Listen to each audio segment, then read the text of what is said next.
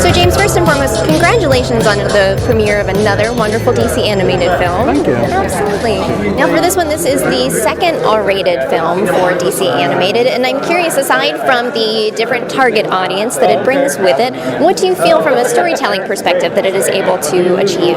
Well, we went into this knowing we wanted it to be basically a horror movie. And so that necessitated a certain level of intensity that we usually don't get away with in not lesser rated, but PG-13. We didn't know we were going to get an R, though. We were basically tasked with making the movie that we felt the story warranted. Absolutely.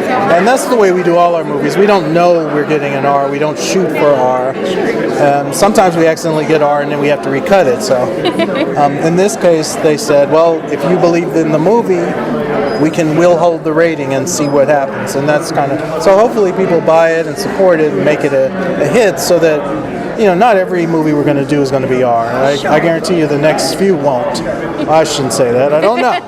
But that's not our objective. Sure, absolutely. So, we try to let the material dictate the tone and what we do in a movie. Absolutely, absolutely. And in this film, you've got a lot of characters that are certainly fan favorites, but may not be as familiar to mainstream audiences. Was that a challenge to kind of introduce and jump into the story and the action with these characters?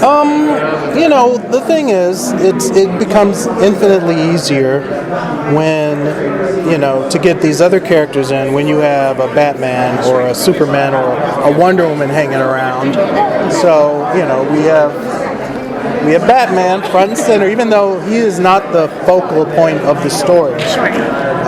But to get the non-fans in, you have to have a little carrot. And so Batman's always been our carrot. And, it works usually, so Absolutely. I have no objections to that. And the way we fit him in, we always try to fit him in organically if we need him. And his inclusion in this makes total sense, so Absolutely, absolutely. it's not pandering. You've had the opportunity to work with a myriad of characters in the DC universe, and we were chatting with Phil Barrasso as well, character designer, about some interested characters he hasn't yet approached in the animated films. Are there likewise any characters you would like to see that you haven't yet worked with? Oh, I did Brave and the Bold, and I pretty much cherry-picked anyone I had even remotely casual knowledge of. But having said that, I used to know this answer off the top of my head. I'm putting you on the spot. Yeah, I would like to do more of characters like Commandy, a lot of the Jack Kirby characters, a lot of the Fourth World characters. Characters who haven't been in these particular line of movies, who may have appeared on some of our shows like Justice League Unlimited or Young Justice, but haven't been in the movies. I would love to do more of the Spectre.